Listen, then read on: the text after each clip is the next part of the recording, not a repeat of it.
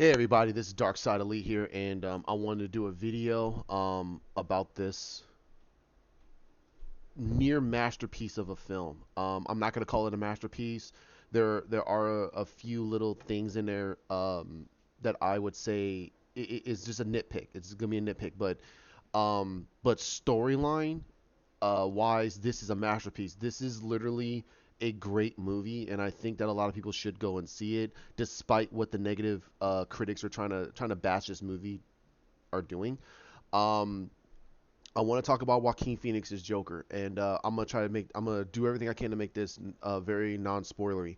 I think a lot of people should watch this. I'm gonna give this about another week, and then next Monday I'll do a spoiler talk about the movie, or I might do it this weekend if I'm available, but I might not be available. Okay, let's get into this. There is a lot of elements in this movie that does harken back to Joker. I mean, just the whole Machiavellian, sinister, broken type of story that you get for the Joker.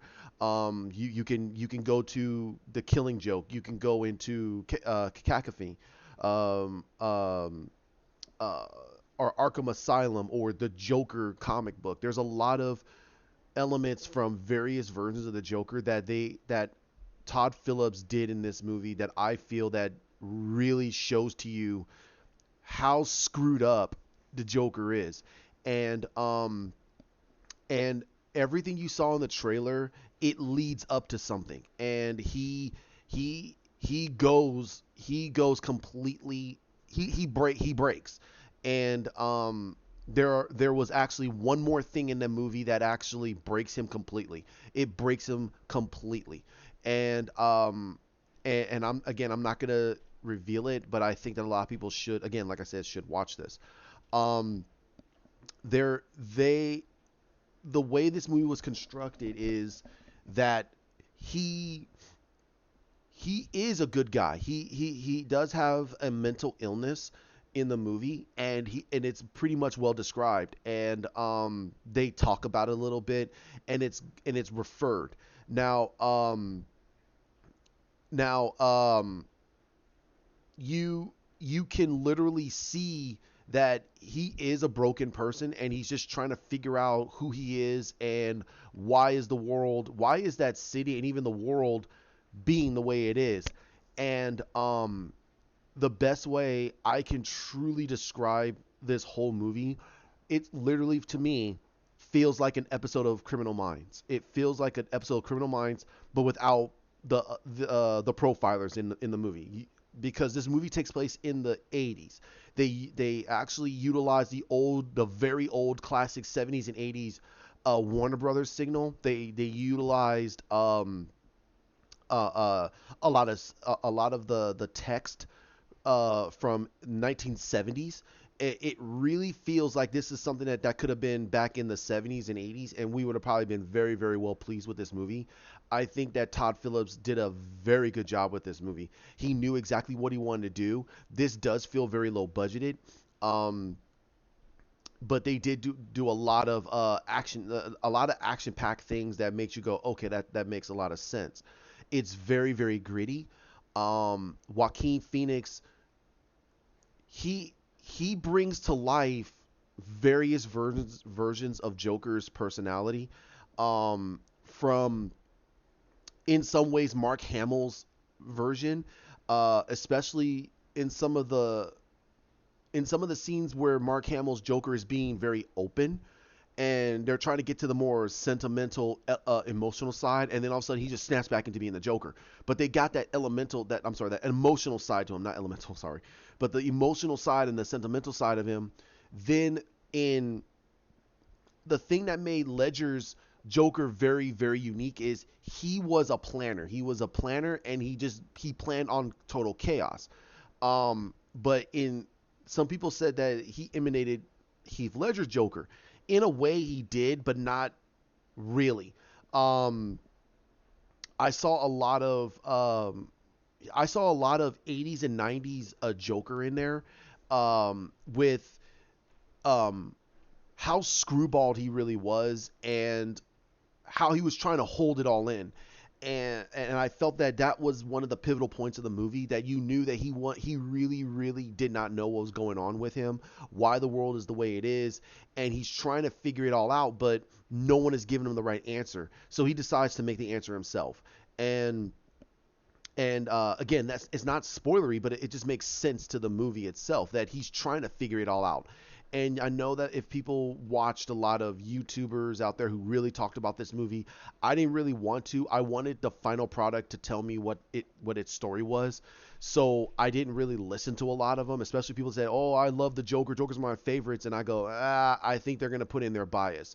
Me personally, I love the Joker's character. I love what he brings to the table for Batman, and he is the perfect foil for Batman. Batman is a very stoic, orderly person, and Joker is a chaos. He brings chaotic order. He does believe in order, but it's very chaotic. He wants to upset the natural order of things. And in a way, that's what he does. He does that in this movie, and he starts to revel in it.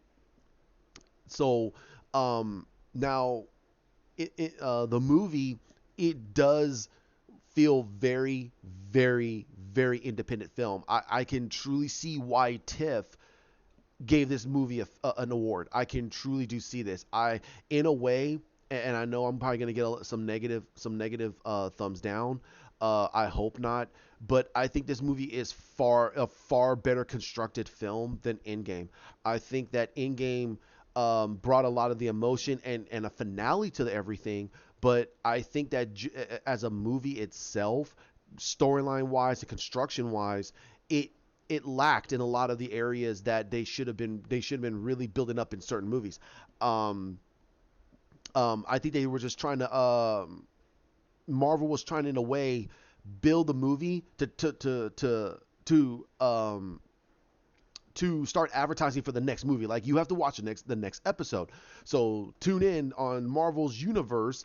Look for Thor in Thor Ragnarok. So I felt that that's what they were trying to do in Marvel, and I'm starting to slowly understand that a little bit more. And that's what a lot of people didn't understand what Kevin Feige was really saying. He says this is a serialized set of movies that literally is you want to watch the next movie because it's going to build up to the series finale or the season finale. So it does feel like it's very episodic.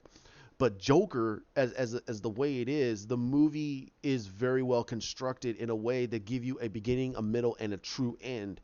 And again, this is for me saying end the way I did. It's not spoiler. It's not a spoiler. Okay, you can constitute however you wish, but the movie itself has a beginning, a middle, and an end to the whole situation with Arthur Fleck. Now, now there are some very WTF moments in the movie. The towards the end of the movie, it really does a really good job with it, and how it all ended, like how everything all ended, um, and also with that type of uh, homage they play to the whole scope of the Gotham universe. Everyone should appreciate what they did. Um, I feel that they did take some homages from Tim Burton's Batman. They did take some homage from Zack Snyder's Batman from BVS. How they did certain things in that movie. They also took a strong homage from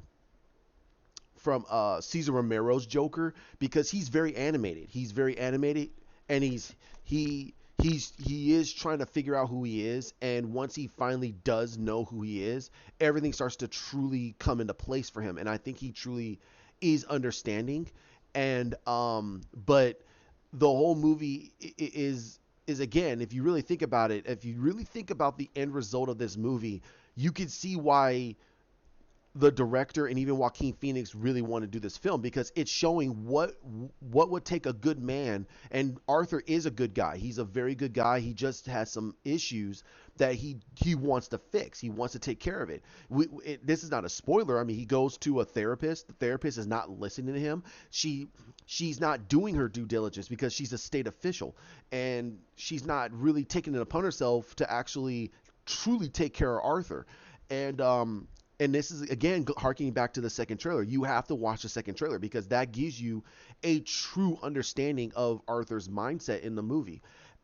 People are not listening. People are being rude. People, the upper crust elite thinks that the people, the poorer are just down on their luck, and they should just curl their curtails and just do and become part of the corporate bidding, and that's what starts this whole revolution.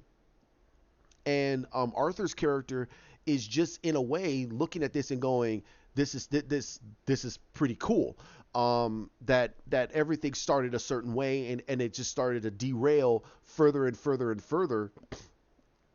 And when we get to the true climax of the film, and some people have it in different ways. For me, it was it was when he confronted the Zaz Bay's character, when he confronted her, and they showed and they went through their relationship. That, to me, that was the climax of the film. The true climax of the film for me was when the I would consider that the revelation. Um, to me, that was the part of the movie that really started to cement into me that uh, Arthur Arthur's character is gone, and wherever you feel that that's at, I'm sorry. I'm trying not to be very spoilery about it, but a lot of people are going to ask me, how do I rate this film? Is this film a 1 out of 5? I think this movie is a 4 out of. I think this is a 4.5 out of 5. I think this is up there with Zack Snyder's movie detail. I think that I think that it, I think that this film can really get Warner Brothers back into the map again, because I think that Warner Brothers needs to find that niche and stick with it, and still advance themselves in other directions, but stick to certain niches that work and rebuild the audience. Because I know a lot of people are talking about that this is a film that they really didn't want. They don't want an origin story for Joker, but this is not an origin story for the Joker per se. This is an origin story of how this is a story of a man who basically, in a way, de-evolves himself into becoming one of the most iconic villains in all of literature, next to next to Moriarty, next to James Moriarty. Some of the greatest villains we have in literature. Joker is one of the greats. I would say he's probably at least top 10, maybe top 5, and I would say top 5 of the most recognizable villains in literature. I mean, nobody hears of James Moriarty. I mean, they don't know he was in a book. Most people don't know that, So it's one of those things of that people got to know who he is for him to become that iconic. And Joker is a very iconic villain for DC, and for literature itself, because he was in literature. Comic books to me is literature, and I'm not saying it's classic literature like Tales of Two Cities or Hamlet or anything. What I'm saying is that a book is literature. Anything inside of a book or a pamphlet, I consider it literature, because that you got to broaden your mind out a little bit more. However you can, however you want to, take that, it's perfectly fine. Um, but this movie to me is a 4.5. It's not truly perfect. No movie is truly perfect, but I go off of the story. Does it captivate me? Does it make me want to feel for the villain? And I think that Arthur is a person that you can feel for, but um you cannot look past the things he did. And we all should look at that. We can't. We got to feel sorry for him, but we can't apologize for him. And I think that that's the one thing in the movie that it's very unapologetic, that he de-evolved himself to becoming this character, to becoming this menacing person, and he did everything by the book. And what I mean by the book is he did everything that he felt society wanted, but it just didn't go the way that he wanted it. And he just de-evolved himself to becoming this character, and did so many things in the movie that is it is inappropriate and reprehensible. So we all should just look at this movie and go, man, just be good to your common man or woman. I mean, just be kind to people, and understand that, you know, again, if somebody with a mental illness needs help, I mean, we should at least try to help.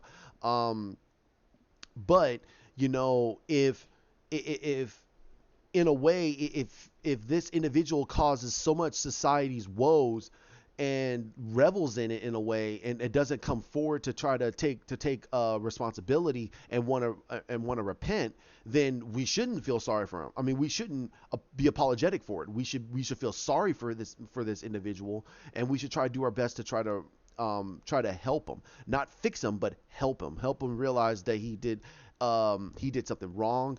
And there's a word for it. Oh, rehabilitate. And that was the thing that drives Batman. That all his villains are capable of being um, rehabilitated in Arkham Asylum.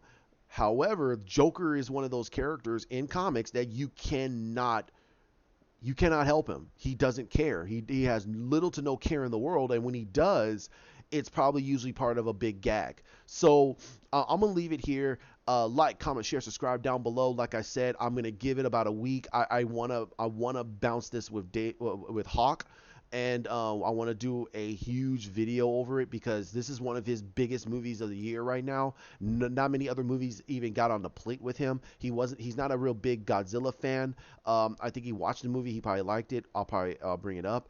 But Joker with Joaquin Phoenix, he loves Joaquin Phoenix. I knew that Joaquin Phoenix can actually kill this role.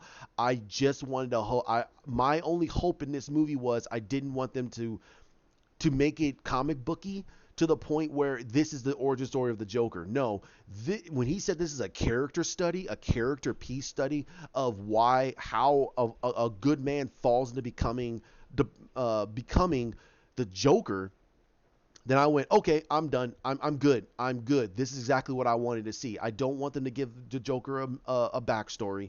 I don't want them to give Joker a level of humanity. But I wanted to see. But the thing that they did in this movie is they were not showing the Joker. He just took the name because it was part of a situation in the movie. So I was very, very happy with the character build of Arthur Fleck, his mother Penelope Fleck, the Zazie character. I think I got her name. Robert De Niro was actually really good in the film, despite his outside stuff that he talks about. I don't care about that. I think that Robert De Niro did a really good job. And so did all the other actors. I think that my man who played as Thomas Wayne, he did a really good job as Thomas Wayne. We met the young Bruce Wayne, and the interaction between him and Bruce was actually very good. It felt like Batman and Joker, and how they did, the parallels. And I'm gonna say the word here is it's the parallels at the very end of the movie. If you get that, then I would like to see this get a thumbs up. If you go see this movie and you see the parallel at the very end of the movie, I would love for you to give me the thumbs up, because there is a parallel at the end of the movie that really makes you go, wow, they did a really, really good job. To me, it's a parallel, and I will just discuss this with Hawk. So like I said, like, comment, share, subscribe down below, hit that bell. I'm gonna be relatively busy. I will try to get a video out about I'm hearing some rumblings about the Snyder Cut, and there are some news about that. I'll try to get that out hopefully tomorrow. I'm going to be pretty busy tomorrow, a lot of stuff to do, but definitely watch the Joker. Watch this movie Joker. It is very, very, very, very good.